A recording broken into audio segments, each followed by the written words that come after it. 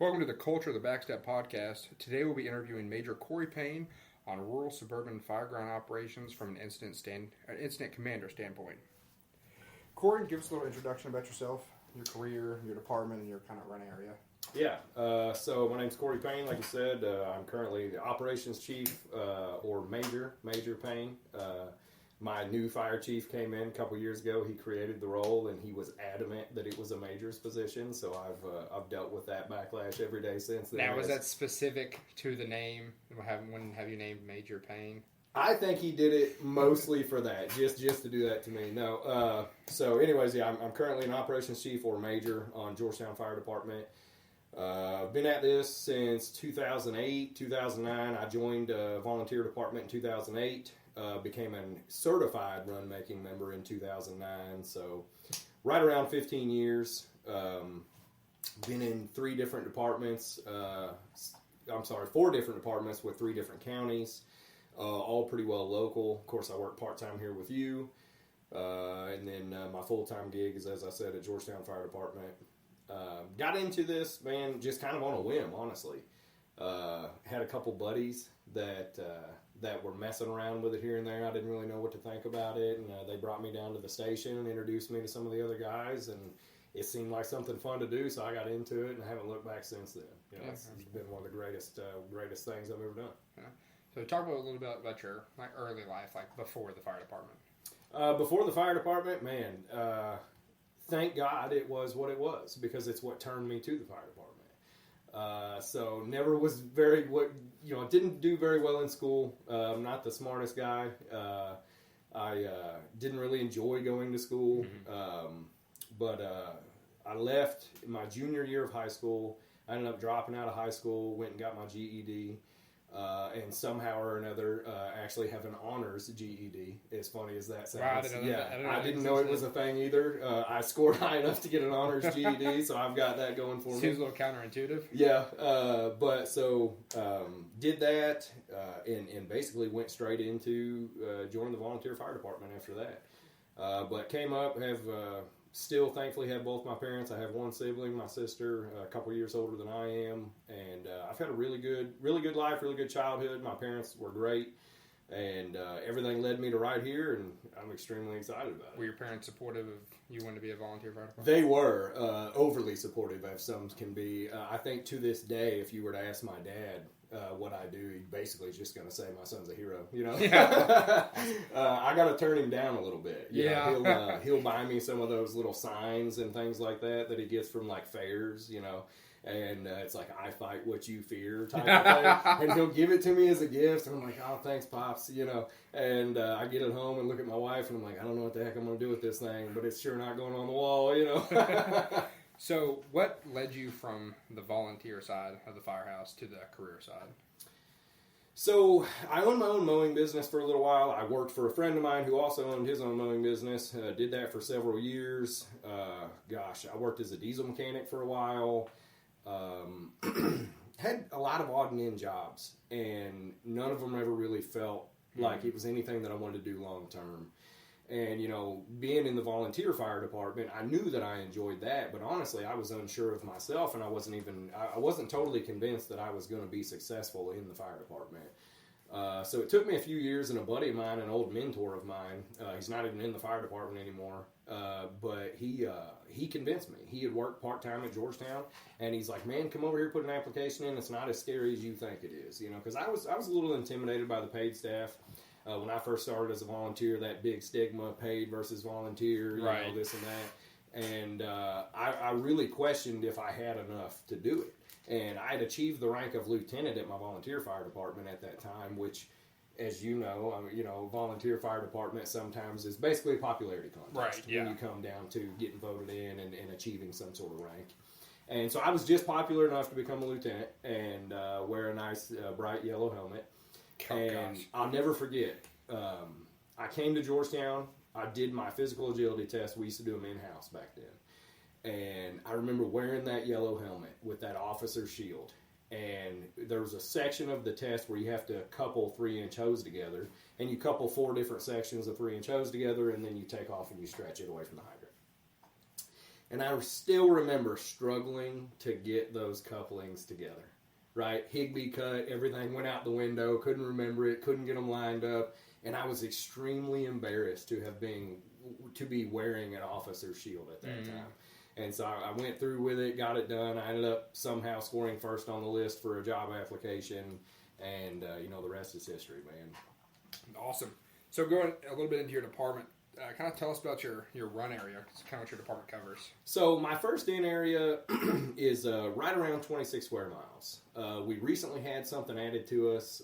We had a neighboring township come to us and say, hey, look, we're in the same county as you guys, but we're the only portion of your county that doesn't have paid fire protection. We rely 100% on a volunteer agency, which is great.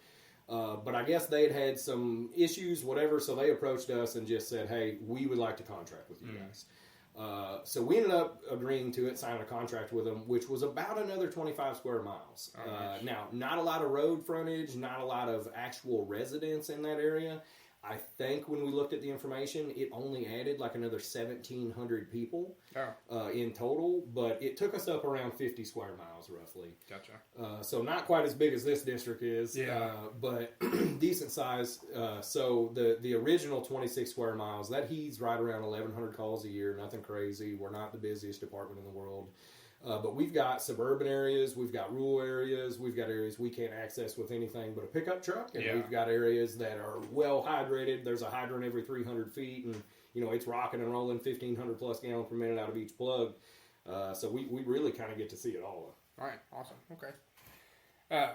So getting into kind of some interview questions, what do your crews do when responding to an area where there's going to be bad water supply? I know you talked about how you just picked up that 25 miles extra on your district. It's not as good water supply. What do your crews do when responding to those kind of areas? So, man, I got to tell you, when we took that contract on, I was on duty the night that it happened. And so they had the board meeting, they signed it, and they said, by the way, this starts tomorrow morning. Oh, gosh. And I thought, oh my goodness, we don't have any time to prepare. You're kidding me, So I was working a 48, I believe. So the next day it was me again. So the very next morning I went to my deputy chief and said, hey man, we got to do something. We got to get prepared. And my truck captain that I had at the time was the first one to approach me. He said, Mage, he's like, man, we don't have a plan. I said, I know, but we'll make one. And so we worked together, and I spent several weeks, I'd say at least 3 to 4 weeks, several hours per shift driving that district.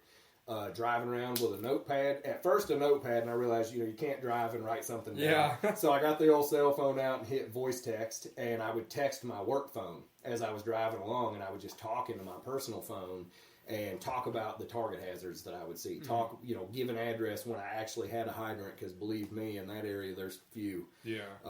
Several flush plugs, not many hydrants, but so I drove around and I just tried to get us prepared. And it took me 3 to 4 weeks, something like that. Me and the deputy chief tackled it, just the two of us. The other two majors absolutely volunteered their assistance, but we kind of had all the paperwork going between the two of us, so we kept it close. And so now we have a good understanding. We've got it all through the system that we use called I Am Responding.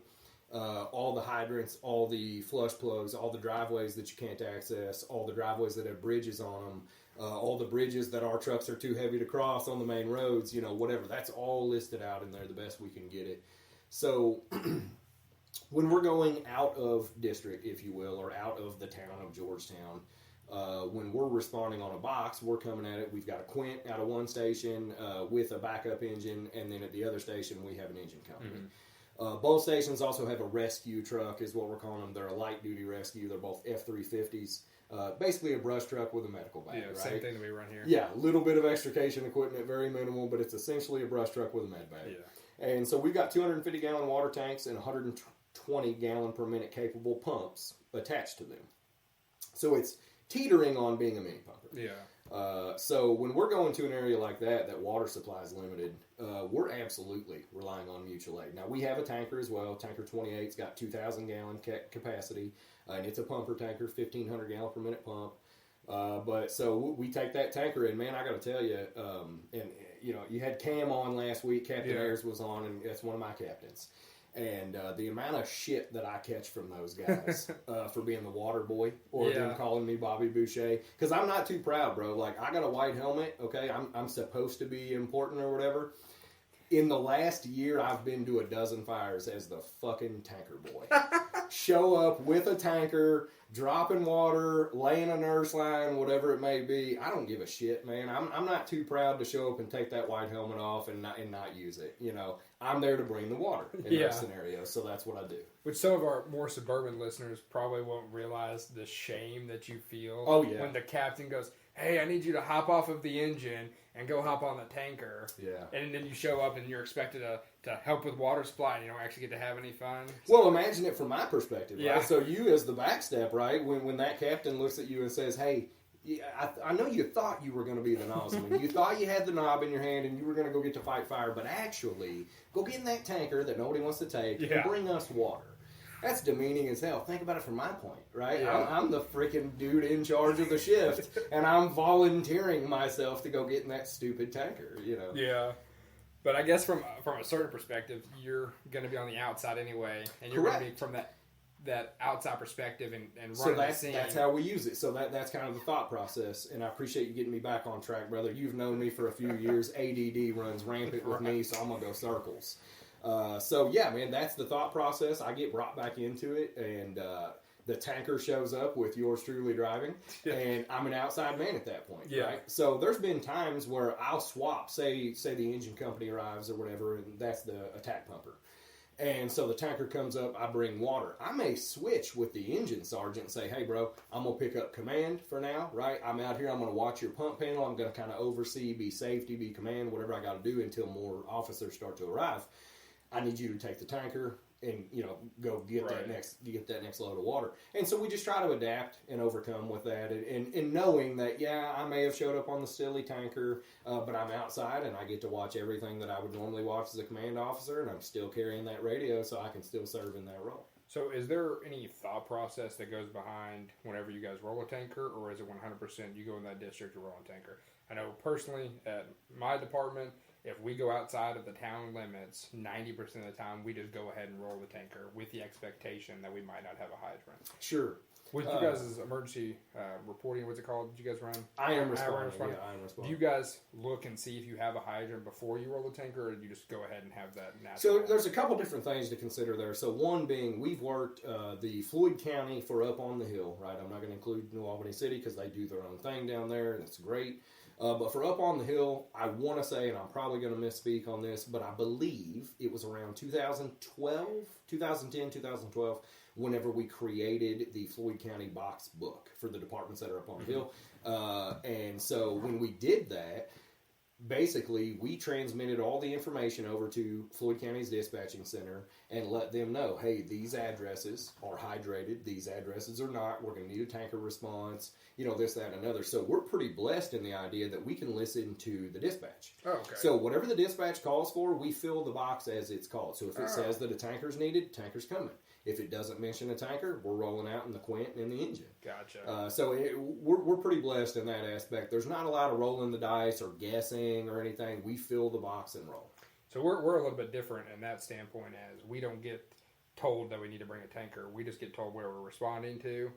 And so we have to kind of use our knowledge of the area and the run area. And sometimes it bites us in the butt, because sometimes we go somewhere we think there's going to be a hydrant, or we know there's going to be a hydrant, and then we get there and it's the worst hydrant in our district. Yeah, sure. So it's kind of a blessing that you guys have that box where they tell you what you need to bring and to bring that tanker. So if you're not going on the tanker, what is your guy, like say you're out of station or down at station one or something like that, and you're not able to grab the tanker, what are you guys doing in that situation? Where we need the tanker? Yeah. Still, but I'm not there. So one of two things, and both have happened. So we certify backup engineers, right? So backup sergeants or whatever that are firemen that are capable of filling the role of a sergeant. They get certified to bring the tanker. So my crew is pretty lucky. I run the heavy crew right now, which we're hiring 2 more. I think both will be on within the next 12 to 14 days. But so anyhow, my quint has 4. Plus, I'm at the station, so I'm with 5 at headquarters, and then my engine has 3, so we're running with 8. And so not too quickly, right, because it's a dangerous vehicle to get certified on, but as quickly as we can in a safe manner, we get the 4th firefighter certified to drive the tanker. Gotcha. And, of course, I'm pushing hard for that because I'm not trying to be in that tanker. But, yeah, so if I'm not there, either the 4th is going to split and grab that tanker and take it, or when we haven't had that luxury, say we're only running 3, I find it pretty useless to show up with 2 people on a Quint and 1 guy tailing along in a tanker that's a non-emergent response vehicle. So I'll actually mark myself en route from whatever location I'm in route to headquarters to get tanker 28. Gotcha. So when you guys move to running 4 on your Quint 24/7, is the majors going to be pulled off of the tanker response, and that's just going to be the 4th's responsibility? Yeah. So as soon as that 4th is certified up, like my crew right now, my 4th is cleared on that tanker, so I don't have to second thought. Okay. So now you already got lucky. Yeah. You're making us all feel bad because like, oh man, this major's getting pawned off in the tanker. And that you're like, happened. not anymore. That was less than 2-3 months ago that happened. So how do your operations kind of shift into a different environment whenever they have to split companies to respond in a tanker? Yeah, so I mean, obviously, manpower is always a huge issue in these areas, in these rural areas that you and I work in. We don't have the luxury of being able to stomp that fire out with, 30 people. 25, 50 people on that first alarm. Everybody go in, take a big deep breath, and you'll suffocate it. You take all the oxygen out of there. Man, we don't have that. So a lot of times we're fighting that first alarm fire with 12, 14 people at the absolute most, right? Which is barely getting up what NFPA says you need to be, but it is the nature of the beast. So we try not to split, but we've got unhydrated areas, so we have to split. And when we do, basically, the changeover is, hey, now we're running 3 men on the Quint, 1 person on the tanker, or even certain situations. Man, you got a single-story residence, and that box book has been properly updated, and we know there's really no place for the Quint in that area. Headquarters is bringing the backup engine. That way we're showing up with even more water. Right. So now, because my Quint's only 480 gallons. Okay. And I told Captain Ayers last week, man, he come on and we were talking about it, and I think he called it 380 or something. Yeah, he said 380. And so me and him talked about it afterwards, and I said, you son of a bitch. And he said, what? I said, now I got to make a choice, man. I said, now either I'm going to have to bust you out for being wrong. I said, I got to transfer you down to the truck every now and again so you can get familiarized with this thing. But anyways, so, our engines are all 1,000 gallons. Okay. So depending on what the area is, we may make that decision, and we've previously made it so it's with dispatch in the box book. It may say engine 21, which is our spare, and engine 2, and tanker. So now we're bringing 4,000 gallons, right? Wow. But it may be something that the ladder's beneficial on. So now we're back to around 3,400, 3,500. Gotcha. Essentially, man, there's a half dozen different things that you got to consider when water's on the line, and we have plenty of those areas that we can't get to. So, a lot of times what we'll do is, based on the accessibility of the driveway, that's going to depend on where that dump tank operation is going to be set up. Gotcha. So if you have a driveway that's hard to pass, you can only get 1 rig down it, there's nowhere to turn around down at the end, this and that. Depending on the lay of it, we may lay a split at the end of the driveway, so lay 5-inch at the end of the driveway, say wrap the mailbox or something, and the engine, the truck, whatever, Quint, it's going to go in and become the attack. And then when the tanker arrives there, it's going to drop the tank out there at the end, right, with the second arriving apparatus, and then they're going to be essentially a source pumper, and they're going to sit at the end of the driveway. Now, my tanker's making laps. It's getting refilled, coming back and dumping, and then there's 2 other tankers from my mutual aid partners. Gotcha. So that's a pretty common theme to see. 1 attack pumper up at the scene, and everybody else is pissed off because they got to walk up there with their gear. The engineer has to relay pump it down to the bottom. He's like, I just wanted to see the fire. Yes. Gosh. Yes. All right, so moving along, what is your crew's expected workflow from a rural or suburban standpoint? Your guys' department's kind of like mine, where we have areas that are super suburban, where there's super close together houses, hydrants every 300 feet, and then we both got places where you won't see a hydrant in 4 days. Yeah. So what's your guys' difference from a standpoint of a rural firefighting to a suburban firefighting? So I kind of outlined that just a little bit right there. One of the other aspects of that would be we have driveways that are inaccessible completely. Yeah. So let's call that real rural, right? Those driveways that are totally inaccessible, so we have a list at the fire station, and it's taken years to come up with, and we got to stay up on it, but there's a list, and it's called a small apparatus response sheet. So one of the responsibilities of the sergeant, whenever the bells go off, runs out to the apparatus bay, and he looks at the sheet, right? So everything's all, properly done, alphabetical order, this and that, and the different districts on the big maps that we have out there, which, thank God, somebody before me made those maps, man, and I thank them all the time. They did such a good job. But, so on that sheet, say you're going out, let's just call it Hamby Road, right? You're going out to Hamby Road. So as the engineer runs out there, he's going to look over and look at the H's. If he sees any H's, he's going to, look a little closer. Right. And, oh, hey, shit, there's a Hamby Road address. Oh, 3428, that's where we're going. That's a small apparatus response. Now we know. Now we're going to split somebody off, put them in a rescue, or the major is going to get it communicated to them. Hey, when you get there, you need to stop at the end of the driveway. Gotcha. Right? Now we're going to take up a yard lay with us. So that's something that's more unique and about our area is we have to train and prepare for that. Yeah. So there's areas that my pickup truck, my Chevy Silverado command truck is getting scraped on both sides and going over ditches and this and that, trying to make it back to these houses. And so we'll stop at the end of the driveway and we'll either take 3-inch or 5-inch, whatever it's going to call for based on the fire. And we'll literally girth hitch and then around our hitch and put all the bundles in the truck and put tools in the truck and ticks and as much crap as you can throw in there and then drive up to the scene. Drive up that teeny tiny little driveway and that's how you get the line in place, and then they send water up the line. Oh. It's not ideal and it's time consuming, but that's a way that we get up there with the water. Man, that's insane. We had kind of an incident like that a couple months ago where, man, we're on the engine responding first due to a working fire, and it's pretty disheartening when the command comes across the radio and says, hey, engine, we need you to stage at the end, and we need you to hump the yard lay up the driveway, and then you get there, and it's a mile-long driveway straight uphill. Mm-hmm. Now, you really think you're in shape when you're at the firehouse, or you're pulling a line 60 feet to the front door, but then you have to turn around and pull a line 200 feet straight uphill, and you really come back to the station and think about what you need to hit cardio, vascular-wise. Right, yeah. So now, what's the difference whenever you guys go to a suburban residence fire? Man, so, say one of these neighborhoods, right? So one of our many, many, many subdivisions, because Lord knows we've got them by the plenty. So something like that, man, we're going to respond engine, Quint, going at the same time, Major's going. So we use our mutual aid partners, as I discussed earlier. My closest mutual aiding agency used to be two separate departments. They formed one combined agency. So back 2 years ago, let's say, we would get an engine from Greenville plus a quad from another, and then maybe a tanker if we needed it. But if it's hydrated, so you're going to get a quad, an engine, and then whatever Georgetown could throw at it. Now, because we have more apparatus, more stations, more employees, we always leave one back, right? So by that, I mean that neighboring agency to me, they have two stations now because they can join. So depending on where it's at in my district says which one of their two stations comes to me. And then the other one that's further away, they hang back in their district if it's only a first alarm, and they're protecting their district. Right. Same thing when we go out of district to theirs, right? If my station one, if my engine house is closer, they're going and the headquarters is sitting still.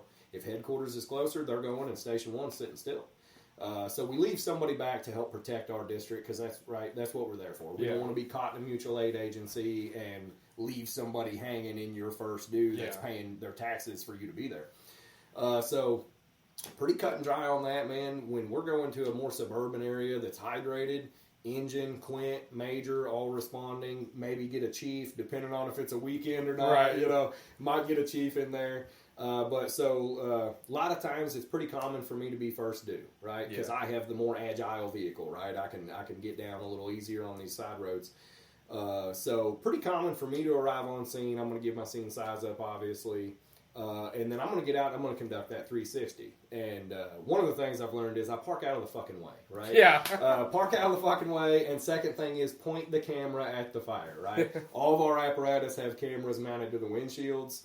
And boy, there's nothing worse than getting back to quarters after a nice job and be like, man, I can't wait to look at the footage. We're going to train on this, whatever. And then some jackwagon parked it facing a tree. And that's the only thing you see is a tree with smoke coming out from behind it.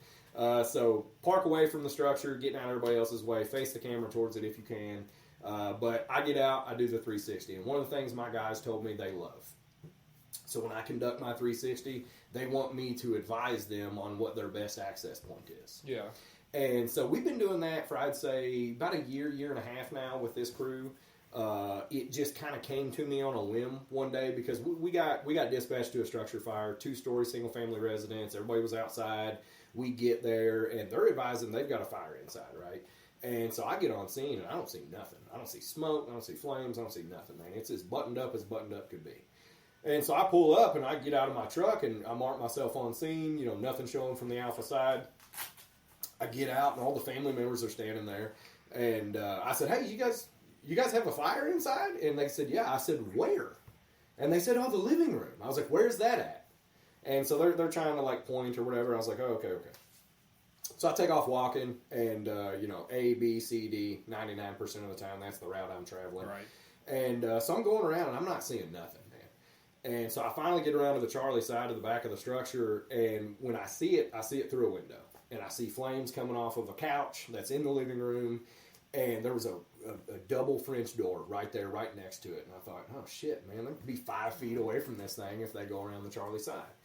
And so I completed the 360. I gave the situation update, what I had, and it kind of just fell out of my mouth. And I said, hey, your best access on the Charlie side, put the second line on the Alpha, right? Because my agency's protocol is 2 lines. And so the engine arrived first. Quint showed up right behind them. And they stretched. They went to the Charlie side. They popped the door. Boom, boom. It was out. 30 seconds done. The Quint stretched a second line off the engine to the front door, and then they went in and confirmed, did a primary search, whatever, kind of opened up for ventilation. And but that's been something they've really, really enjoyed. Yeah. So for every fire since then, whatever their best access, I'm going to call it. So I let them know, this is your best access. So say the engine's got there first, I'm going to mark out where that best access is. They're going to make their stretch. We treat. So, you got a standard residence fire. Everybody's going for that old 1 3/4, right? It's tried and true. It's trusty. That thing will lay down some fire, And, but we have a lot of big homes. So we pretty much treat it like if it looks to be above 3 to 3,500 square feet as a residence, or it's a 3-story residence, by God, that's a big enough residence to treat like a commercial facility. Right. So we drop out of the mindset of the 1 3/4 and we go to that 2 1/4. So a couple years back, we had a lieutenant that outfitted us with these hose packages, and he did a great job with it. But we carried 2 1/4 inch true ID with an 1 1/8 inch smooth bore on it, and it flows 265 gallons per minute at 50 psi.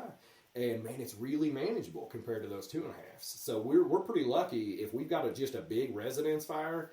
We don't have to worry about the old school 2.5 with the 100 psi on it whooping your ass. We go for the 2 1/4 and we stretch it on residences that are big enough to be treated like a small commercial facility. Now the difference is when you come work as a backstepper in my department, you have to pull the 2.5. Yeah. That takes forever to pull, and it's super hard. Them old automatic TFT nozzles that we rock every now and again, those are they get the job done. They put the fire out. Yeah. Right? Everything has its place. Smooth bore combination, whatever. Nothing's going to make the fire bigger. Right. But there's definitely preferences. Yeah, because in reality, a 3,500 foot or 3,500 square foot house is basically the same size as a small box commercial structure. Sure, absolutely. And it's way worse on the inside than a commercial structure would be because there's so much more synthetic load. fuels and Man. So in reality, pulling a 2.5 or a 2 1/4 like you guys do makes a lot of sense. So we try to live by that, man. And I've seen it get burnt, man. I've seen it happen many times, too many times. And I'll tell you, don't let me go too long. You've known me long enough to know I'm going to fucking talk. Probably 4 years ago, something like that, we had we had a box alarm, very big subdivision, really nice houses, like what I would jokingly call those McMansions. Yeah. And so thing ended up being like 4,600 square feet. And so I was the on-call, because back then, that was when I was an admin officer, and I worked Monday through Friday, and was basically a banker. Right. And had to respond to on-call sometimes. And it was my on-call week, and I get a phone call from one of my guys that was on duty, and he's like, hey, man, we're about to get a box. I think it's a working fire. And so I left what I was doing, and I'm hauling ass, right? And so I get on scene, and ended up the engine got there before me, and another chief officer got there before me from another department. And so I roll up on scene, and I park down at the end of the road a little bit, maybe 200 feet away, and throw the truck in park, get out, and it's, freezing cold, snow on the ground. There's a hydrant within 200 feet, but the hydrant's froze over. We're working on that. And just the sheer size of the house alone, right? The third floor was pretty well off, and we had fire coming out of the roof. It was self-ventilated on the Bravo side, kind of midline, just chugging fire out of this roof where some windows had failed. It was a little dormer, basically. Yeah. And so it failed, and it's just eating. And so now the third floor is pretty well off. It's got a good flow path. And, of course, the fire department arrives, and we make one, right? Yeah. We open the door, we give it some air. And the guys took an 1 3/4 in. And, it's muscle memory. They had trained on it 1,000 times.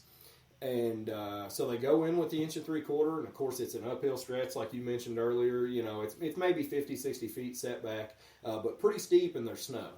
So these guys are out here. They're tripping. They're falling. They finally get in place. And they take that 1 3/4 in, and they go in there and commence to get whooped. Yeah. And we carry good 1 3/4, right? We got a 15/16 smoothbore, 185 gallons per minute. Chief XD, 160 gallons per minute. We're not carrying the old 95 gallon per minute automatic nozzle or anything like that. But go in there, and they commence to just getting whooped on. And so I arrive on scene. I get assigned to operations. One of the first things that I wanted to make a change on was, hey, we need to switch this out. Let's get a 2 1/4 activated here.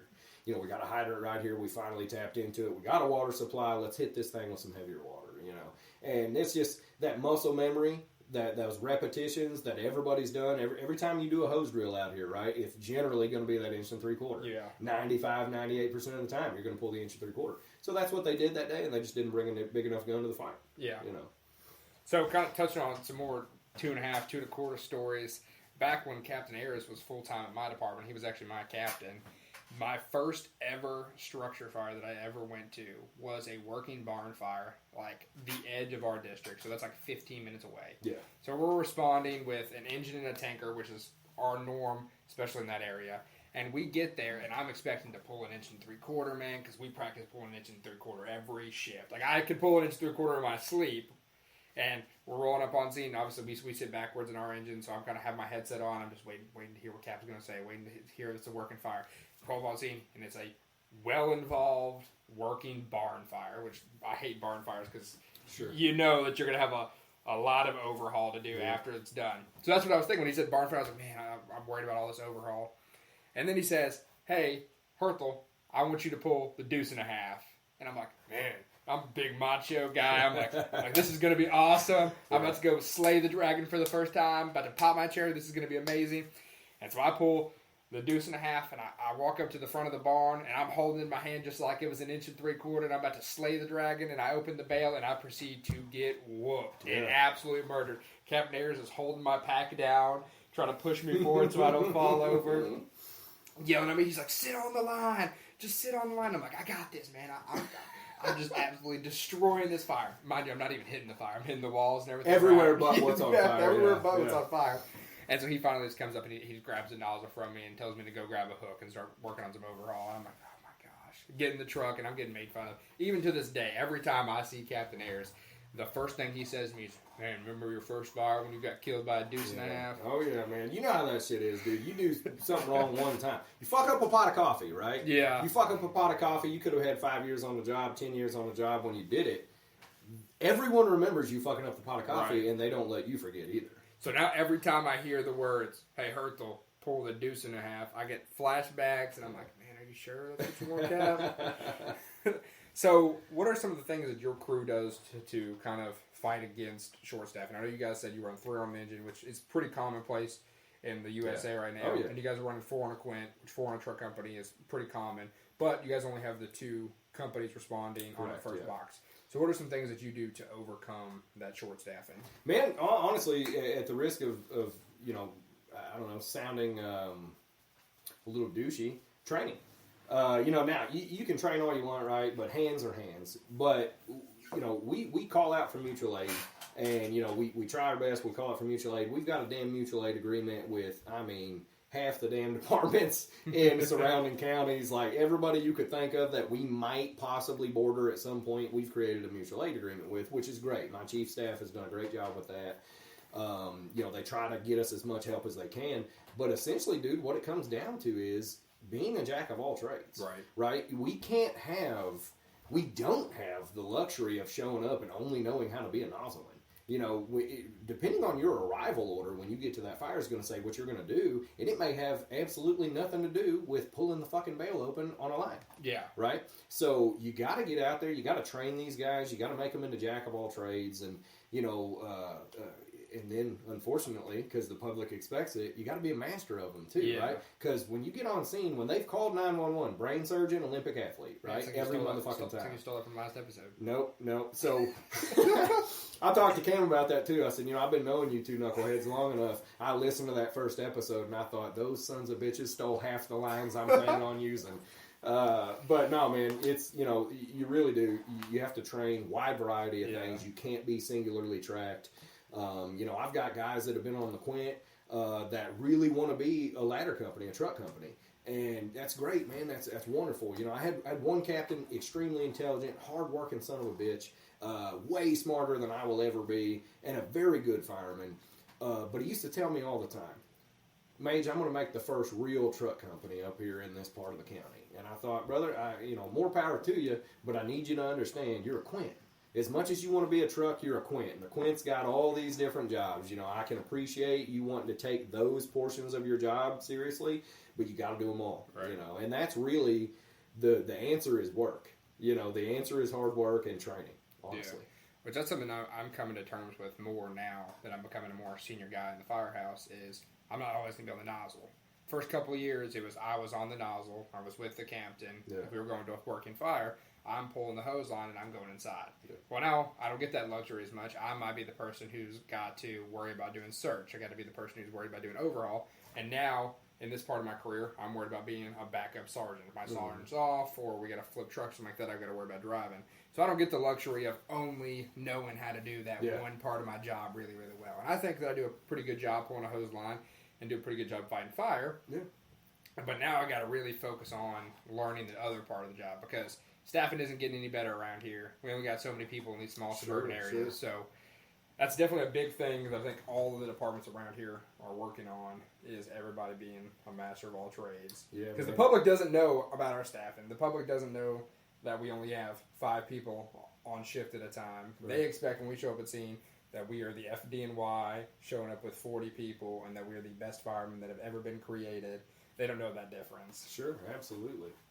So that's a big thing that I'm trying to work on now, kind of with the short staffing at my department, is like kind of knowing not only what my sergeant's going to do, what my captain's going to do, so that way I can kind of be one step ahead and knowing what I'm going to have to do. Because as soon as that nozzle's shut and the fire's out, it's directly overhaul. We don't have another company coming in to save us on overhaul. Sure. So how does your department deal with that, not having another company coming to back them up to do extra work and stuff like that? So, man, you know, like I said, we do call out sometimes. We have an automatic thing that, and it's called a callback to staffing.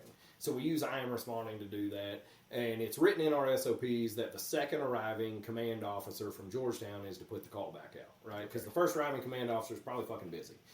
Second arriving, whenever they get there, they can hit 2-3 buttons on the iPad, boop, boop, boop, hit send, and it blasted out as a page to everybody's phone. And we have it set on override settings and this and that. So even if your phone's on silent mode or on do not disturb, it'll override it and it'll light it off.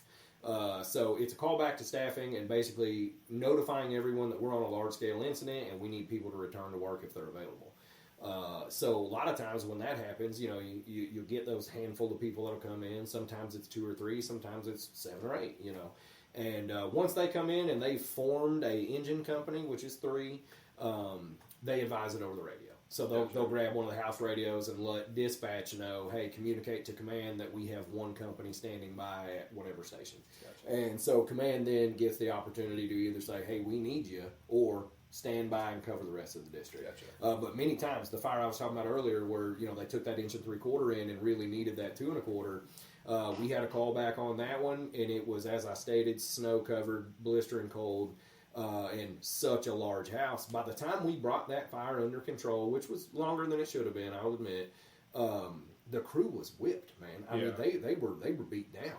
And so we actually reached out to the crew that came in for callback, and we actually dispatched them to the scene. And when they got to the scene, we took the crew that made the fire that had already been there for 3 or so hours, sent them back in that other apparatus to go change, shower, get ready for other calls, right? They were still on duty. They still had to cover, but it gave them a bit of a breather to get back to the station and not be on that scene getting their ass whooped anymore. So that's really kind of been our best answer, is reach out. If we don't have any more coming from mutual aid, reach out to our own staff and get them in there. So I know earlier you talked about how you guys have the 4 stations right on top of the hill as you were talking, and only 3 of them respond on your first box, and you have that other station that's going to stay back from the mutual aid department or whether it be from your department. Are you guys assisting and covering for the other departments that they catch?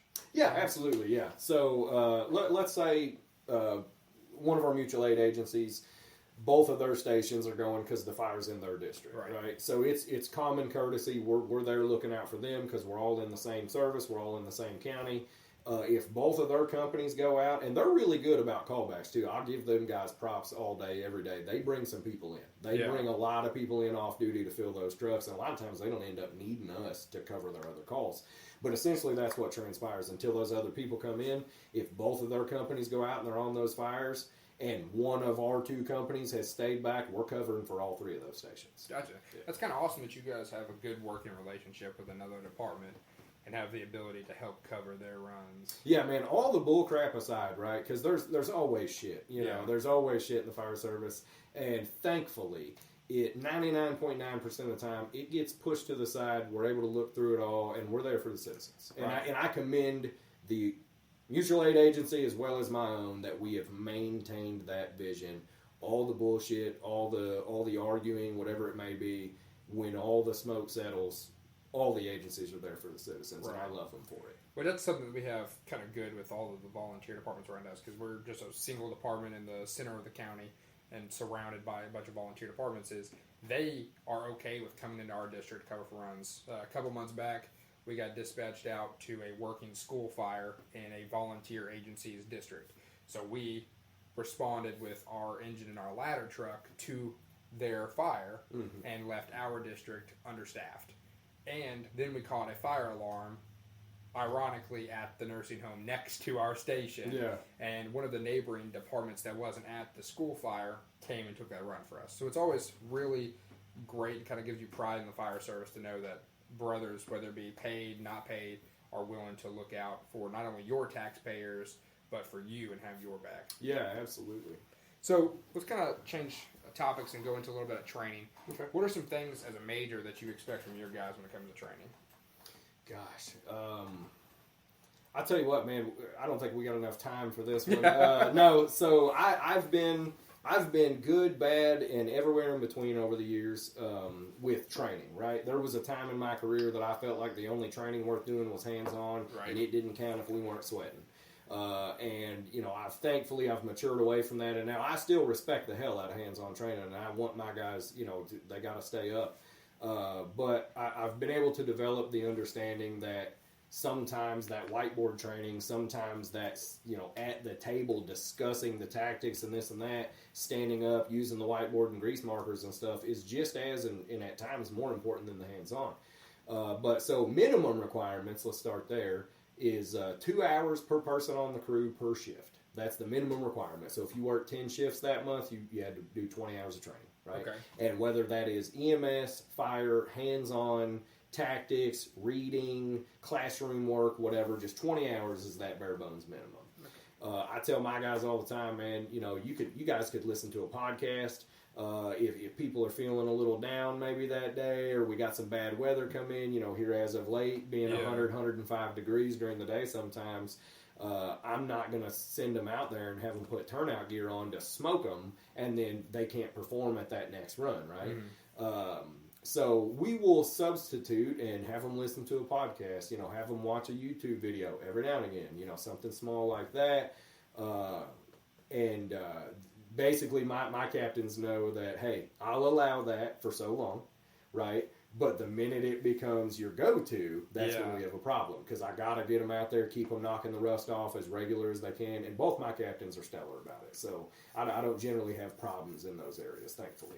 How much do you guys prioritize EMS training? Because I know as much as you would like to disagree, Yep. your department is very similar to mine in the fact that we go to 90% EMS training. So how much priority do you guys take in EMS training? So being totally transparent, I'm not going to speak for anyone else on my agency, but for myself and my company, not enough, right? And I think that's a decent broad strokes answer. Not enough as we should, because it is 90+% of what we do. Right. Now we always have enough, right? Every year you're making sure you have enough EMS training, and every 2 years when you got to hit that recertify button, you got to make sure you're squared away before you hit the button.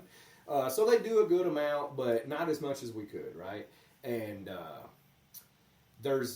thank goodness, it's never bit us, right? We've never been not proficient at something, but we could always use more.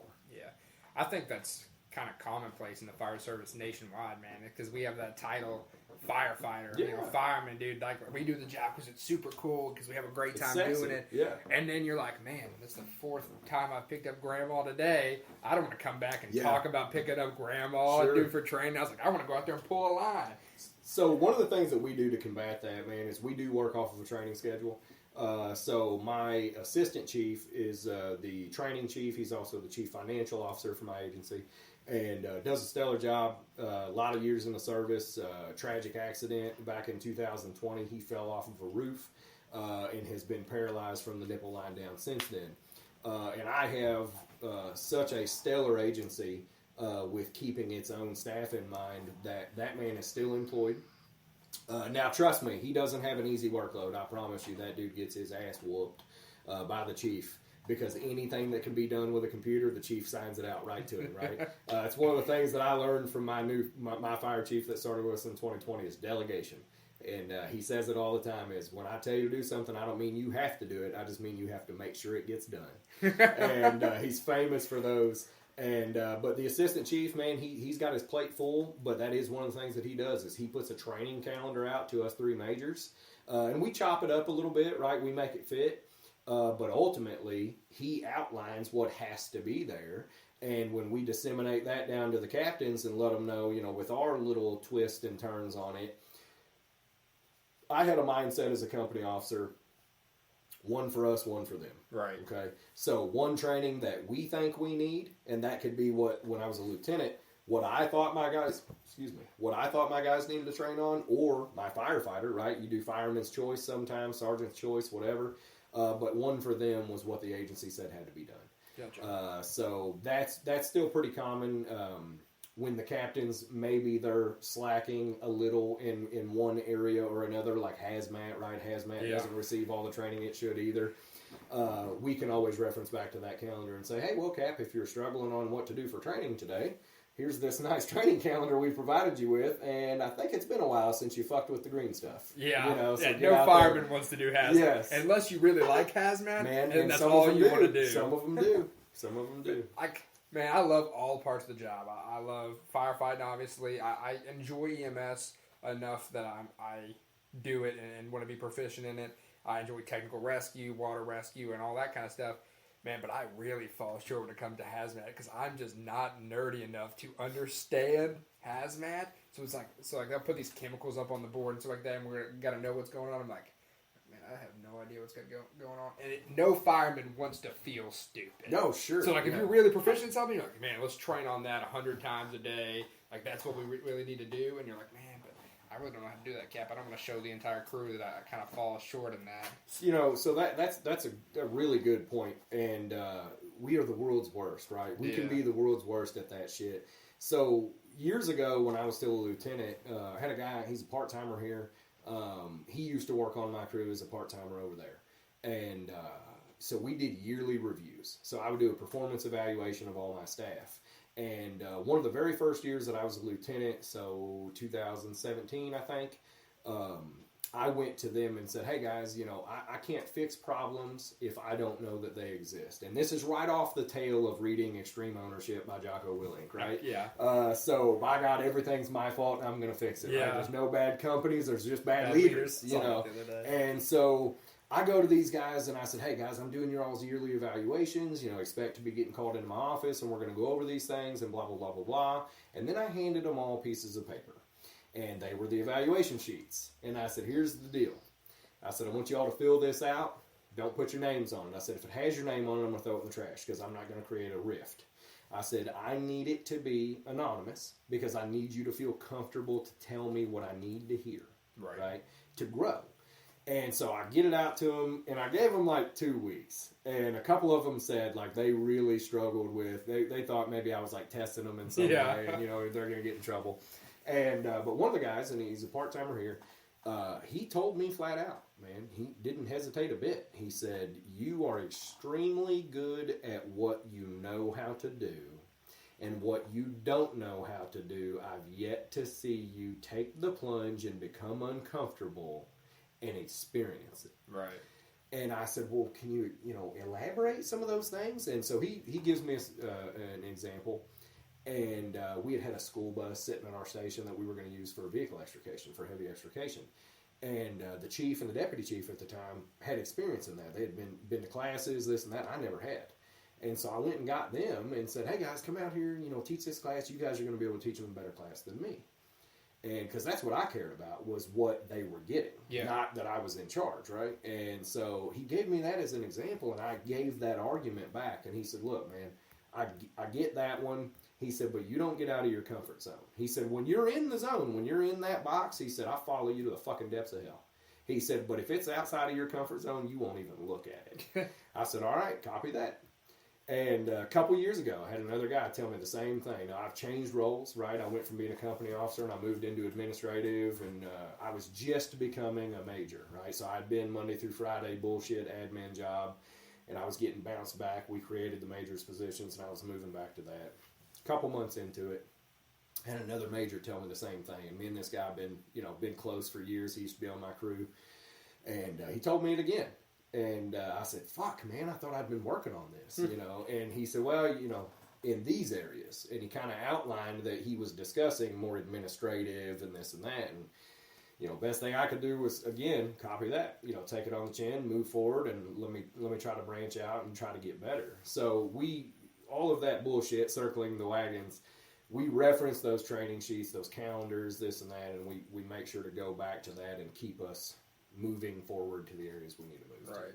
So the title of this show, Culture of the Backstep, the title of my Instagram, Facebook page, Backstep Culture, something that's super important for me is being a backstepper. Obviously, I'm a backstepper. I take a lot of pride in riding the backstep and being a fireman and doing fireman stuff, right? So you were a backstepper for a little bit, for quite a long time of your career. Yeah. So what are some things that you learned from the back seat that really helped you when you moved into that lieutenant captain's position, company officer position, and then into a major battalion chief, incident commander position? So I got to be honest with you and tell you, I don't think I had the knowledge to be a truly good backstep until I had promoted, right? Because then, as an officer, I knew what I was looking for in a backstep and how I should have been one. Yeah. Right? So that was something I kind of came to a late realization on. But there was still plenty that I learned and to be learned from the backstep. And one of them was you can never really be too thorough. Yeah. I had a lieutenant back when I very first become a full-time fireman. He was my first lieutenant. And he and I were pretty close for a while. And, man, that guy used to put us through these drills. And he taught me how to search. He taught me how to be thorough. And, man, he would take me in. Of course, we have a training tower, right? We have a burn tower. And it's only 3 stories, and there's only so many rooms to look at. Yeah. So you can get pretty acclimated pretty quick. And so he used to go in, and he would take these dummies, and he would hide them in different positions, in different areas of the tower. He'd put them underneath things, whatever. And at the time, I thought, wow, how unfair was that? You hid it. You put a mattress on top of it, right? In the corner of the room, you stuck a mattress. How the hell was I supposed to find that? Where do you find kids? Yeah, underneath beds. Under beds and in closets and shit, right? Bathrooms. He put them behind the door and then opened the door so the door was blocking them.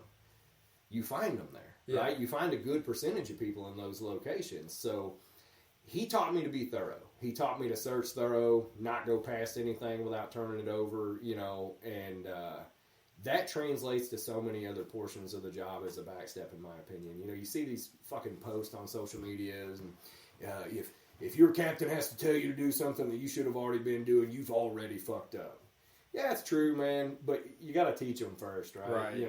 And but that's one of the most important things that I think we could teach our backstep firemen is to be thorough in everything that we do. And from searching to stretching to cleaning to, in everywhere in between. Any job worth doing is worth overdoing. Yeah, true. Right? And I fucking say this to my son all the time. I have a 12-year-old and a 6-year-old. And my 12-year-old is a fucking genius, right? He's way smarter than I am. I cannot help him with his homework. Thank God his mother's intelligent. But all the time, I find myself saying these things to this kid. You know, hey man, vacuum your room, clean your room. All right, 10 minutes. Fucking kid's down there playing on his phone. I'm like, hey bro, did you clean your room? And he's like, yeah. And I'll walk up there, and it's half-assed. And I'm like, hey man, do it right the first time. Anything worth doing is worth overdoing. Doing it right the first time, blah, blah, blah. And I say the same shit at work. If we could teach our backstep firemen to be thorough in everything that they do, I think we would be doing them a great service. So that's something my dad used to always say. He would preach the same stuff. He'd be like, hey Caleb, I need you to go outside and pick up the sticks real quick. I'm about to mow. And I'd go out there, I'd be out there for 15 minutes, and mind you, 5 of that I was playing on my phone. Yeah, sure. And then I'd come back in, and he'd go mow, and he'd hit one, and my dad was super respectful. He wouldn't yell or anything like that. He'd come back and goes, hey, you did that halfway. Or he'd be like, hey, I need you to clean the bathroom downstairs in the basement where your room is. I'm like, yes, sir, can do. 10 minutes later, I'm done. And he's like, he'll go there, and he'll just be down there doing laundry or something like that. He'd be like, man, I saw your bathroom, and you didn't get the cracks of the sink, you didn't get the cracks of the bathtub or anything like that. What's up with that? I'm like, my bad, I'll do it better next time. And the next time I come around, I would do it halfway again. And that translated into the firehouse. Now, I started at 18 years old as a backstep fireman, and I had captain, it actually happened to be Captain Ayers, and we're out there washing the truck, and the sergeant was weed eating, and we were washing the truck, and the sergeant got a phone call or something like that, so he hands me the weed eater and says, hey, Caleb, would you mind going around and weed eating? 5 minutes. Weed eater's put up. I'm back washing the truck. Sergeant gets off the phone and he comes up. He's like, done weed eating already? I did one side of the building. You already done weed eating? And we have a relatively large station, big parking lot, lots of lights and everything in the parking lot. Like, it's not a 5-minute job. And he knew it wasn't a 5-minute job because he's been doing it for a while. And he's like, so you weed eated everything? I'm like, yeah, absolutely. So we put the truck away, and I'm in here, and I'm sitting at the kitchen table, and I think I'm so cool sitting at the kitchen table with all the guys. He comes in, covered in grass, and said, hey, by the way, I just got done weed eating. That's what I've been doing for the last 30 minutes because you didn't do it. Mm-hmm. And from that day on, as long as I was with Captain Ayers and that sergeant, I was half-ass. Half-ass. You going to do this right this time? And we were talking about making a thorough backstepper. They weren't trying to call me out and be disrespectful and just make fun of me. They were trying to make me more thorough. Yeah. And I've been super blessed that a lot of the backsteppers and friends that I have in the firehouse and sergeants and captains have been really thorough. And they're older than me, and they really take pride in the job. And so they're, hey, Caleb, we got to make sure that when we search the entire room. Sure. Hey, Caleb, when we put the fire out, we got to make sure we put the entire fire out. Hey, Caleb, when we do overhaul, we got to make sure that we overhaul the entire room to make sure that we don't come back for a rekindle. So that's really spoke volumes to me in my career, especially as a backstepper, is having people who are thorough and are willing to call you out if you're not thorough. Absolutely, man. You use a great reference there, too, and that's actually something I was hoping to bring up tonight. Making the tall grass short, okay? So that is something that gets brought up all the time. And like I said earlier, I used to own my own lawn care company, but I also used to work for a guy who owned a lawn care company for a few years. And I remember when I very first started with him, I said, well, what am I going to be doing? And he was like, man, we're going out here, we're making tall grass short. I was like, okay. And he's like, that's it, dude. It's mowing grass. I was like, all right, fuck, cool. That's it. Fucking easy. Yeah. And so we go and we make tall grass short, right? Well, then over time, I'm not just weed eating or whatever. I'm on the zero turns, right? These things are $10,000, $12,000, $14,000 pieces of equipment. And these are customers we want to have as repeat customers. So right. We have to make the grass look nice, not just tall to short. And so I bet it wasn't 2 months ago. I was sitting at my station at headquarters, and there was a little bit of scuttlebutt. Some of the guys were, saying whatever they were saying, and just, as firemen do, right? Every crew's the crew that's doing the most, and my guys are just as bad as the next, and I'm just as bad as the next. Ain't nobody doing more work than me, But anyhow, they're talking about whatever it was, and grass came up, and I said, boys, that's a really good way to tell who's really bought into being thorough and doing the job completely and having some pride. Right. And I said, when they go out here and they just turn that tall grass into short grass and they don't give a shit how it looks when it gets done, the check said that we had to cut the grass today because it's grass day. We made the tall grass short. I said, versus somebody that goes out here and puts time into the yard and makes it look nice for the passerbyers and shows the pride in their station and this and that and another. I said, that'll tell you a little bit about what you need to know about that person's thoughts on what their job is and how they're representing their agency. Man, crew beefs between crew is such a crazy thing in the fire service. And I've kind of like, it's been really hit on the head because this week I transferred from B crew to C crew. So I transferred, all the captains stay the same, the sergeants and below are the one who switch and make up the different crews. Mm-hmm. So me and my sergeant both switched from B crew to C crew, and then the C crew sergeant went to B crew, and the A crew fireman went to B crew. So we all kind of switched a little bit. And I noticed myself saying the same stuff that I was saying on B crew. I'd come in on an A shift day, and I'd be like, man, does B crew really, or now I was like, man, does C crew really have to do everything around here? Yeah. Or when I was on B crew, I was like, man, B crew does everything. We're cleaning the station for you guys and all this stuff. Yeah. And I noticed that it's a pride thing, man. You want your crew to always be the crew that does everything around the firehouse. Yeah, I tell guys all the time, man, nobody leaves this fucking place in the morning thinking, wow, I really half-assed it yesterday. Nobody goes home thinking, whoo, I got by with doing just as little as possible. Like, everybody, when they clock out, they truly believe they've just knocked it out of the park. Yeah. They believe that they did everything they were supposed to do, and they left it better than they found it, and this and that. At least in my experience, I've never met anybody that has left going, woohoo, I really got one over on them yesterday, boys. Man, they paid me for 24 hours to do jack shit. I've never had that. But it's 100% true. That crew beef. And what we found is 99% of it's nothing. Yeah. 99% of it's complete bullshit. A crew did just as much as B crew did. Yeah, well, not only that, but it's, message sent, message received. Right? So if I send a message to you and verbalize it to you, and my intent is A, but you receive it as B, right? You think that I'm saying something shitty. Yeah. When really I was just trying to give you a heads up on something, right? And so I'll give you an example of one of the ways that we combat that. And I'm 100% transparency, man. It's been about a month, almost a month, right at about a month. I had a truck captain get transferred off my crew. And I initiated the transfer. And so he and I were having some beef, some conflict, right? And we just weren't jiving. And this has happened. Him and I would say we sat down and had like a really, really thorough one-on-one meeting somewhere between 3 and 5 times. Let's call it 4 times over the last year and a half. And a lot of times we would communicate through the issue, right? We would sit down, we're sitting across the desk from each other, and we get into this good open line of communication, and we explain things out to one another, and we end up having a better understanding when we walk away from the table, and all is well, right? He's a good dude, been a friend of mine for a long time. I love his family, right? He's been good to me and my family. Everything's great. And so it just got to a point where it just didn't seem like that was working anymore, right? Yeah. We just kept having to sit down. We kept having these difference of agreements. And it was, all right, hey, it's time to pull the trigger on this transfer. And I told him when we had the meeting, because I requested to be in the meeting with the chiefs, because I'm not going to blindside somebody. I don't believe in that shit. So we sat all at the same table, the chief, the deputy chief, myself, and the captain. And I requested to kind of lead the conversation. And I told him, I said, look, man, I'm going to initiate this transfer. I said, I want to transfer you before it becomes a problem. And we're no longer outside of here jiving, and it starts to become this, that dude can kick rocks kind of mindset. I said, I don't want that with you, right? And so the transfer happens, and it is what it is, however it went down, good, bad, otherwise. But my new captain comes in, and he and I sit down. I was working an overtime shift his last day of being on his old crew, right before he got transferred. And so I'm on overtime, so he comes in my office, and we sit down. We have about a 2.5 hour long conversation.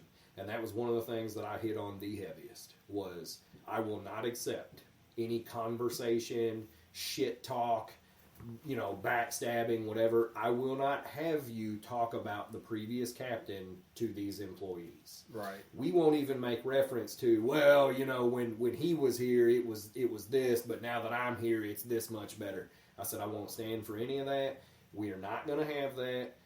Those guys were friends and co-workers. They're still buddies outside of here.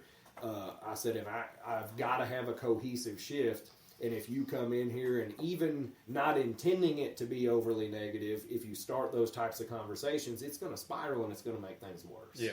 And so we've tried to stay out in front of it like that. And I'm very fortunate to have a lot of people in my organization that are okay with heads-up intervention, which is, thank God, because that's about the only way that it works for me. Is we just get the shit out on the table right there immediately, and we just talk about it. We have the hard conversations. But that tends to help the scuttlebutt. Gotcha. That's something that I noticed is I work a lot of overtime, man. Like, I will pull as much overtime as humanly possible. There's a guy on a different shift. Me and him pull all the overtime that we can as backsteppers. Because I ain't gonna lie, I like when that paycheck looks a little bigger every 2 weeks. So we pull a lot of overtime, and I'll notice myself, I'm working on a different shift, and it's like, man, this is exactly the same amount of cleaning that I did on my shift. Like, oh man, this is the exact same amount of training that I do on my shift. Oh man, this shift works just as well as my shift does. Yep. But man, I was really trash talking A crew yesterday at shift change. I was like, man, Sergeant, we do twice as much as you guys do. But I was like, now that I'm working on his shift and we're doing the exact same thing. So that happens, man. And so when I was a lieutenant still, we did all of our big chores and stuff at night. Yeah. And so, I'm saying, so like not just the night chores, the big chore of the day. Oh. Right? So like when it's bathroom day and shit and you got to like scrub the showers out and everything. So we did those at nighttime. And I had two big things. You did the chores at night, and you cleaned the kitchen thoroughly every single shift right before you went to bed. And my guys used to fucking hate it, right? They were fucking kitchen, handprints on the table, whatever. I was anal about it. And why? Why are we doing this, right? Because we're in that age, right? We're in that age where everybody needs a why, which is great. But why was because where do you come in the building? The kitchen. Yeah, is that the first place you go when you get here? First place, walk right to the kitchen. So if you walk into the kitchen and it's a shit show mess, what do you think about the rest of the crew? I walk out into the bed, I start complaining. You anticipate that everything else is a shit show mess too, right? But if you come in and that shit is clean and pressed and everything where it's supposed to be, oh shit, these guys got the job done, right? So there's tricks to that too. And that was one of the tricks we did. If it was bathroom day, you cleaned them motherfuckers at night before you went to bed. Right. Scrub the showers. That way the dude that comes in the next morning to shave and shower before his shift starts, he doesn't walk into that you all cleaned it at 9 a.m. and then 3 dudes took a shower after that and left pubes in the fucking drain, right? He walks into a clean shower that everything is put where it's supposed to be and goes, all right, fuck yeah, they did their job. So we would just do little things like that and kind of manipulate that a little bit to make sure the next day's crew knew that we did do our jobs. Yeah. I'm a big component of getting to the firehouse early, right? Like, I want to be walking through the doors no later than 6:20. Yeah. I want to have we shift change at 7, right? Yeah, we shift change at 7 here. Yeah. So I want to be here at 6:20. I want to be the first person on my crew here every day, right? And when I'm here, normally everybody's still in bed, or the captain's sitting in the captain's office filling out paperwork or stuff like that. So my assumption is that they sleep until that time, every shift. So the other day, I could not sleep. So I came into the firehouse a little earlier. Man, I was like, I'm going to sit at the kitchen table and drink some coffee, play on my phone or something like that prior to shift change. So I came in, it was like 5:45. And I walk through the door, and I see the captain and the firefighter finishing the dishes and putting the dishes away and stuff like that. I'm like, man, do they really wake up every shift at this time to do this? And I always knew that my captain was up at 6 o'clock in the morning. Yeah. My captain, when I was on B crew, was up at 6 o'clock in the morning doing that stuff right before shift change just to make sure that the new captain was coming in to a clean captain's office, to a clean kitchen. And I'm like, man, that's just because my captain really gets after it. And then now that I'm working on a different shift, I'm like, man, the C crew captain does the exact same thing. Yeah. And then I came in early that one day, and I'm like, man, the A crew captain was doing the exact same thing. Maybe we're all a little more equal than I thought we were. Yeah, man. And so I've had to kind of take that step back and like, man, maybe my head isn't the biggest in the firehouse and my crew isn't just the best. Yeah. Well, that's one of the things you had to learn through time. And, when learning those things, it should become more prevalent to you that you have to teach that to someone else, right? Yeah. So someone else doesn't go 3 or 4 years thinking that they're the only ones that their shit doesn't stink. Right. Right? You teach that to them early and teach them a little bit of humility, right? You and I have had that conversation, right? We talked about how I've done things, and we've had that mindset of when the bells drop internally in your head, you're telling yourself, I have to be here because I'm the best person for this job. They need me on this scene, blah, blah, blah. Because you're kind of hyping yourself up. Right. That way you're not second guessing yourself. You know, right? You're kind of giving that pep talk on the way there. But we shouldn't outwardly portray that to other people when we're back at the station. Which I fall short of not do that. We've learned those things, right? That'll quickly paint a fucking target on your back. Yeah, you know? right. So I kind of became more a senior guy in the firehouse. I've got some people who have came in after me and some probies currently that are working between the different crews and some that are working part-time, stuff like that. And something that I've noticed myself doing really bad, and I think I talked about this with Cam, is kind of portraying myself like I'm this super fireman. Like, man, you need to listen to what I'm saying because I know what I'm saying.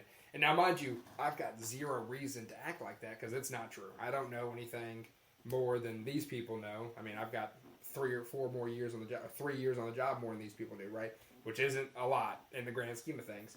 So I've noticed myself doing that, and I've actually been called out. Which, like, remember I was talking about earlier about transparency and being thorough. So the same people who were the ones calling me half-assed and telling me, hey, I got to work on this stuff, are now the ones saying, hey, Caleb, when you're talking to somebody who has less time on the job than you, tell them why they need to do it that way. Tell them why that's the way that works best for you. Now tell them that it works best for you and that it's not the end-all be-all. So last night, I pulled an overtime shift last night, and we went to a dumpster fire. Now, it was the most... Like a real dumpster fire? Yeah, like or a just real... a shitty scene? No, a real dumpster fire. It was... somebody had been lighting off fireworks for the 4th of July in this apartment complex, and then they had just dumped the fireworks without overhauling them, had just dumped them. Not even in the dumpster, right next to the dumpster. Nice. And it had caught the side of the dumpster on fire. Now, it's a metal dumpster. So we arrive on scene, and the probie was riding the nozzle, and I was stuck on the tanker. So we get on scene, the probie hops off, and he puts out the dumpster fire or whatever, and then we were doing a little bit of overhaul at the end, and I noticed him grab the hose in a way that I didn't think was efficient. Now, this is provable not to be efficient, right?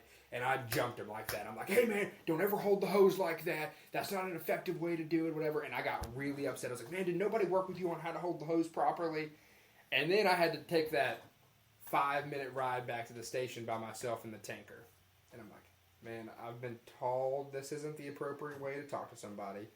I know that I'm not any better than he is. I know I don't know anything more than he does. Maybe I just need to explain to him and tell him the why of why I think that holding the hose like that isn't proper. Now, we run pistol grips on our combination nozzles, so I know there's a big debate on pistol grips and combination nozzles, smoothbore, but that's what we run in my fire department. And he had been holding the nozzle by the pistol grip. So when we got back to the firehouse, I said, hey, man, do you want to learn a little something? He's like, yeah, absolutely. Teach me. So I walked out there and I said, this is why I was telling you that this was the wrong way. Because if you hold it out in front of you and don't grab the pistol grip and you pin it to your hip, you feel less nozzle reaction. I was like, it's not a big deal on a dumpster fire because you're not flowing the hose at anywhere near what you're going to on a real structure fire. But if you flow it this way on a real structure fire where you pin it to your hip, you have it out in front of you, it allows you to be able to work the nozzle around to disturb that thermal layer, and it will help you in the long run because it's going to stop some of that nozzle reaction from going straight into your body. And he's like, man, that really makes sense. Thank you for explaining it to me. Yeah. And that kind of like light bulb in my head. I was like, man, if I would have just explained things through like the same way that it was explained to me, whenever I was asking that why question, then he would have understood beforehand. But instead, I jumped his ass, which I had zero right to do because I'm a nobody on the truck. I'm a black hat the same as his. My shield says the same thing his shield says. So I've been trying to take that kind of step back and be like, man, if I tell them the why the same as I was told the why, then everybody understands. Because I've always had captains that are big on telling me the why. The same as you. I know we're both black hats at this department. But if I ask you why, you automatically tell me why. Sure. You kind of break it down for me. And from what you've told me, that's what you do at your agency too. Yes, yeah, I try my very best to. So, how you perceive things is everything, right? And then in your delivery is equal. And I'm going to use these people's names. I have tremendous amounts of respect for both of them. One of them, he and I haven't agreed on much over the years. We've never sat down and had a drink together anywhere or anything like that. But I have always, he has maintained my respect, and from my understanding, I've maintained his. Maybe I'm wrong. Maybe he thinks I'm a piece of shit. I'm okay with that. However, there was a time where we had a lieutenant named Matt Kidd. And he was a hard-charging, hard-training son of a gun, right? I mean, just go, go, go, go, go. And it was all the time, always engine work, right? Nozzle forward, this, that, and another. And, I mean, he was a grinder. However, it was few and far between the people that would really buy in, and follow the lead, right? It took a more special individual, if you will, I guess, that could follow that mindset that he had, because his delivery was pretty gruff.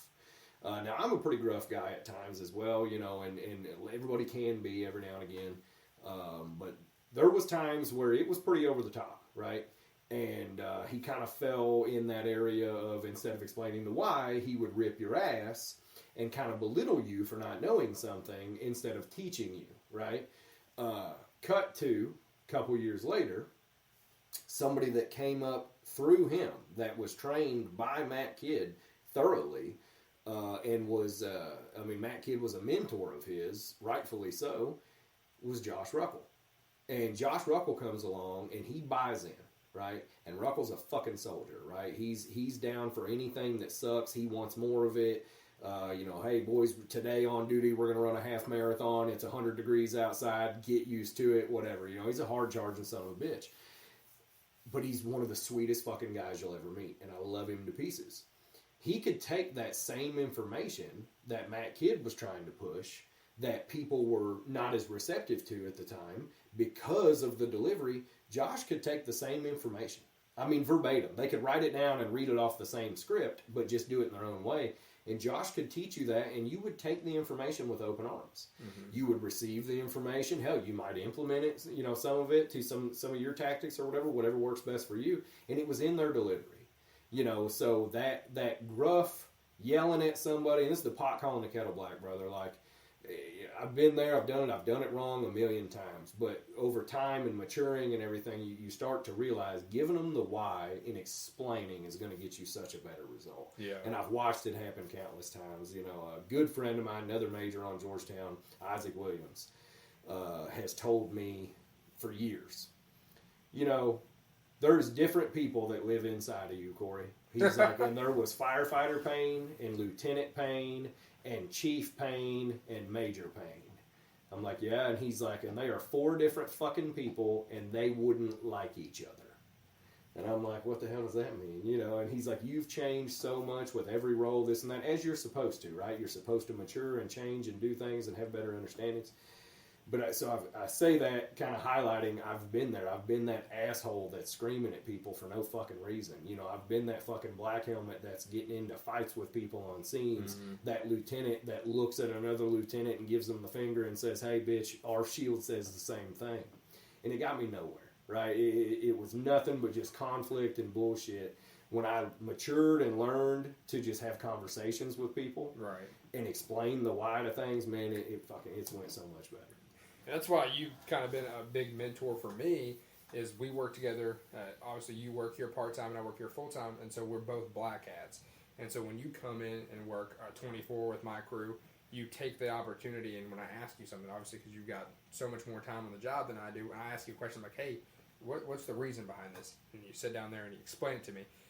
That has been some kind of a thing that has helped me when I'm trying to explain someone else who's just a black hat the same as I am.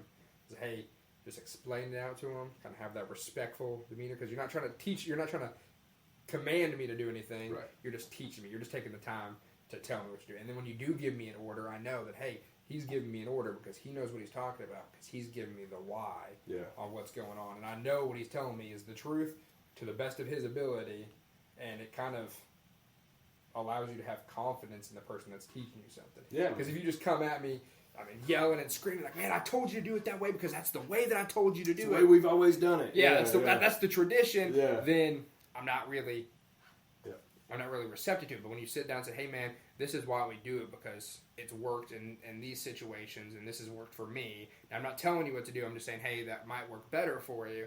That becomes really, really receptive of what's going on. Sure, man. So is there anything else that you'd like to add?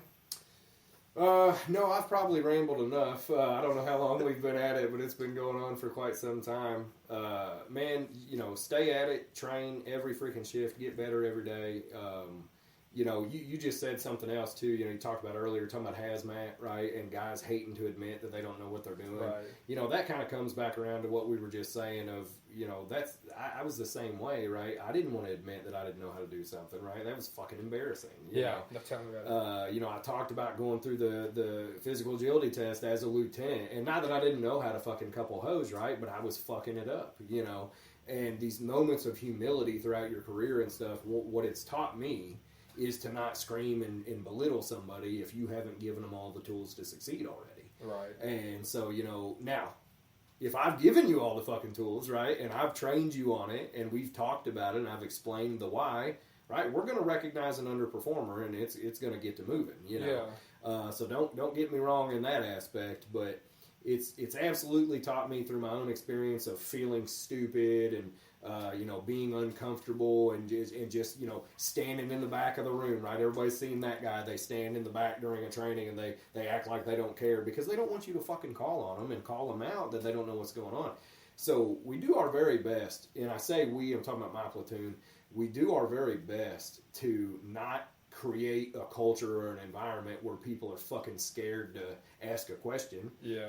They feel comfortable, thankfully, to say, hey, Mage, hey, Cap, whatever, and just come and ask the question and get the information. But we're all out here trying to get better every fucking shift. I make tons of mistakes constantly. Captain Ayers told you a story about a fire on the last podcast at a nursing home. Yeah. He and I went to that fire. I was already a white helmet at my home agency. You know what he didn't bring up in that? Is he made it about 15 steps away from the truck further than I did because as I was following him with the can, I realized I wasn't wearing my fucking helmet.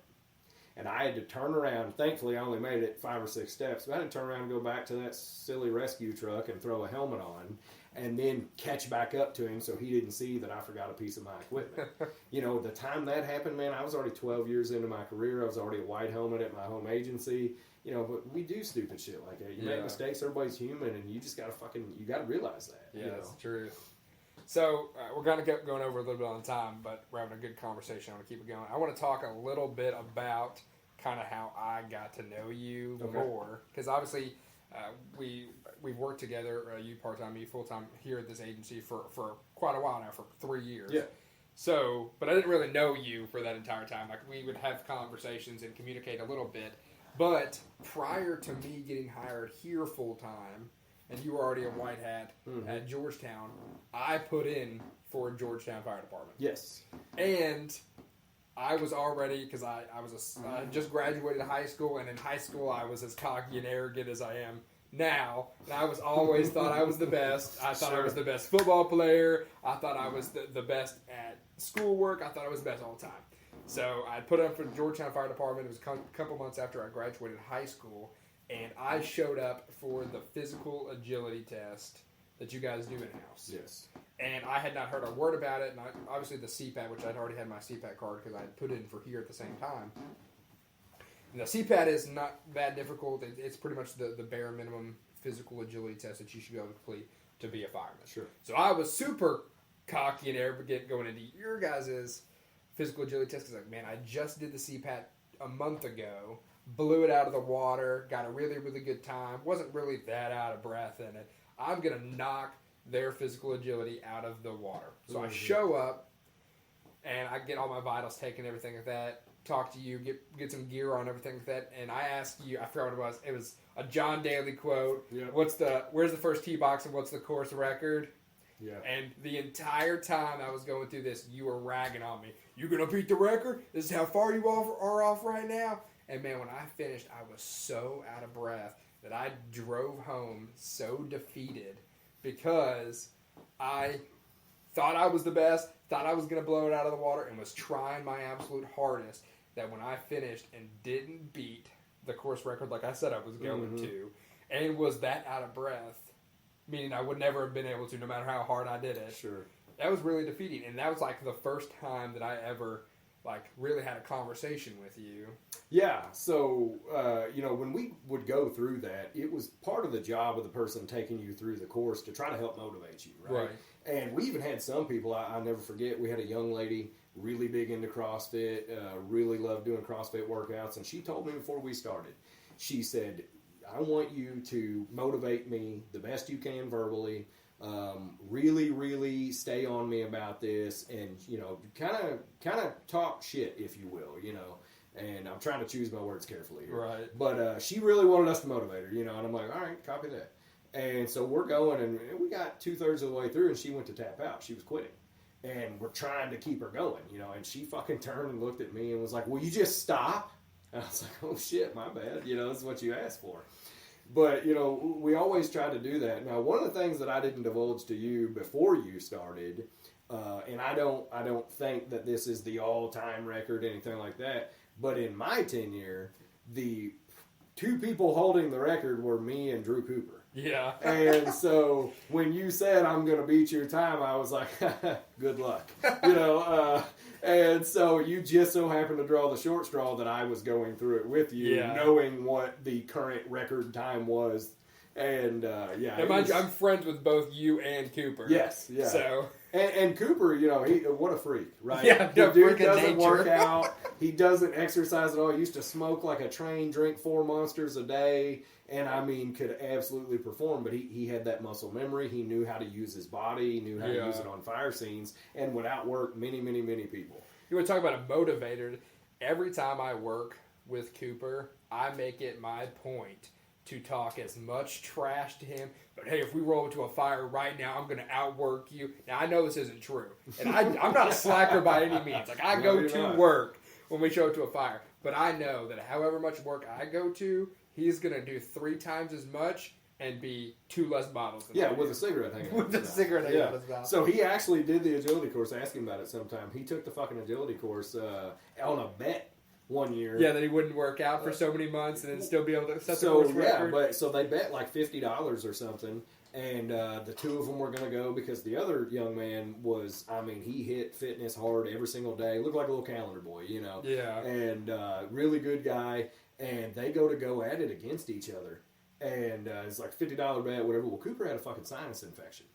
And so he shows up and he can't hardly breathe. So they take the old like smelling salts or whatever and put it on his hand, and he breathes it in real deep, and his eyes are running, and he starts coughing and stuff, and he does it again, and he's got a cigarette, not lit, but just for aesthetics, has a cigarette hanging out of his mouth. And now, he told me it was lit. No, it wasn't lit. And we said go, and he took off, man, and he crushed him. Cooper crushed him. Absolutely crushed him. Now, don't discredit me too bad. I didn't set a bad time. No, you did not. At your agility test. No, you did not. Now, it was not even the hiring list best. No, but you were in the top 3 of it. Yeah, but also there was an Air Force like PJ or something like that. There was a PJ on the list who crushed my time and Cooper's time, by the way. He absolutely set the new record. And your current truck captain was number 2. Yes, he now, was. mind you, I know your truck captain quite well. He works part-time here, and we work a lot of shifts. He has trash-talked me since that day. Yeah. Every time I'm in the gym working out, and he's sitting there with coffee in his hand or something like that, just standing there, he'll be like, yeah, you might be working out, but I still set a better time than you. Yeah. And mind you, this was 3 years ago. Yep. Yeah. So, people don't forget. No, people do not forget anything that you do. No. Well, I would just really like to thank you for coming on the show. It's been an honor to get the opportunity to talk to you. Thanks for having me, bud. Awesome. I appreciate it.